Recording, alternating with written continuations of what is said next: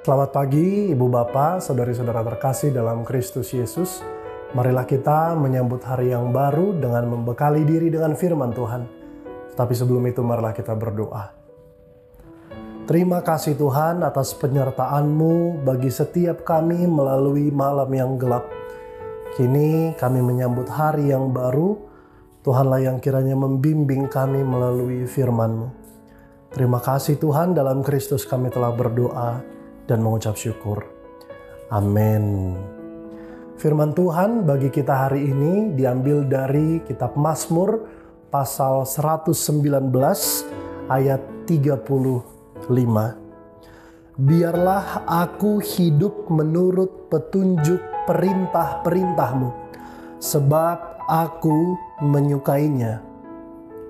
Saudari-saudara yang terkasih dalam Kristus Yesus, saya yakin tentu banyak dari kita yang merupakan penikmat cerita yang panjang. Entah itu novel, atau sinetron, atau film. Kalau ibu-ibu misalnya, di satu waktu itu ada sinetron India yang terkenal sekali namanya Uttaran. Itu seriesnya itu panjang sekali begitu ya. Dan kita lihat orang-orang pada betah nontonnya. Atau kemudian seperti Cinta Fitri sampai season 6 begitu ya.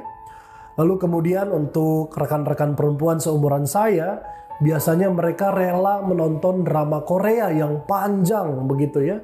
Sampai tengah malam sambil menitikkan air mata sesungguhkan demi menghabiskan seri-seri drama Korea tersebut. Sebetulnya ini sinyal yang bagus menunjukkan bahwa kita sebenarnya mampu mencerna rangkaian cerita atau perkataan yang lumayan panjang. Asalkan kita suka menontonnya, asalkan kita suka mendengarnya dan suka membacanya.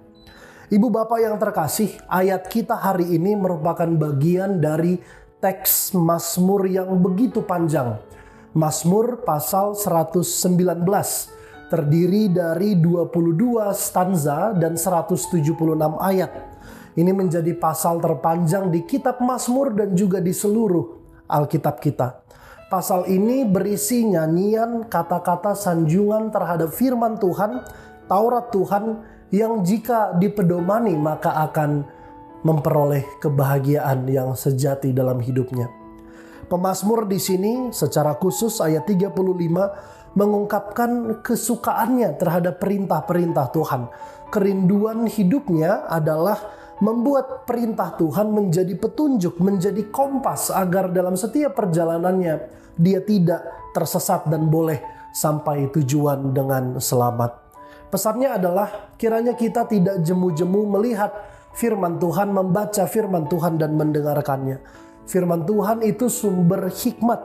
Apabila kita terbiasa mengecap pasal demi pasal di kitab Mazmur dan di kitab Amsal, maka selepas kita selesai membaca semua itu, kita akan menjadi pribadi yang lebih dewasa, pribadi yang lebih matang, tahu mana yang baik, mana yang jahat, tahu mana yang berkenan di hadapan Allah, mana yang tidak berkenan baginya.